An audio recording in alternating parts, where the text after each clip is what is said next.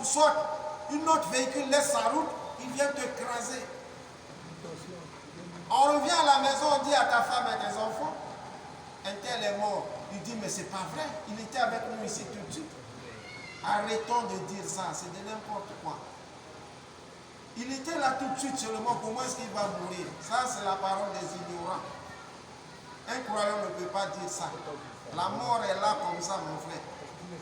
Tu veux ou pas, c'est le moment. Si c'est arrivé, seulement c'est fini.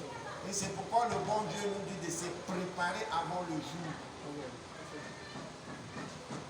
N'attendez pas que la mort vienne vous surprendre, parce qu'il va venir vous surprendre. Donc il faut se préparer. Donc tu dois être croyant à tout moment. À tout moment. Tu dois être soumis à 100%. Donc voilà un peu. Le bon Dieu dit, Allah saoufata l'amour. Vous saurez bientôt. Encore une fois, vous saurez bientôt. Et le bon Dieu dit, sûrement si vous saviez des sciences certaines,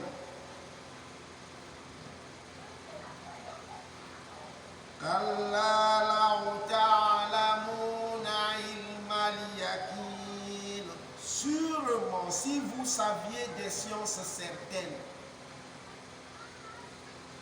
si vous saviez la vérité, votre goût pour les richesses ne vous détournerait point de l'effort qu'il vous incombe de déployer en vue de la vie dernière. Puisse le Très-Haut d'expliciter cette menace en ce terme. C'est-à-dire, si l'être humain savait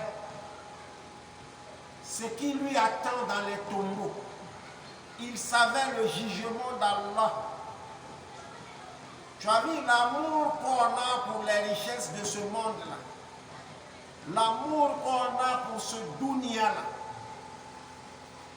on n'allait pas avoir ce genre d'amour.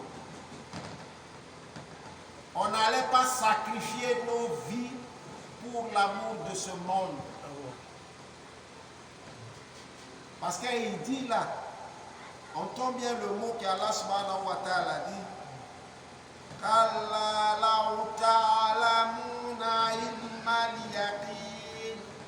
Sûrement, si vous saviez des sciences certaines, si réellement on savait ce qui nous attend dans les cimetières, on n'allait pas sacrifier notre vie pour les biens de ce monde.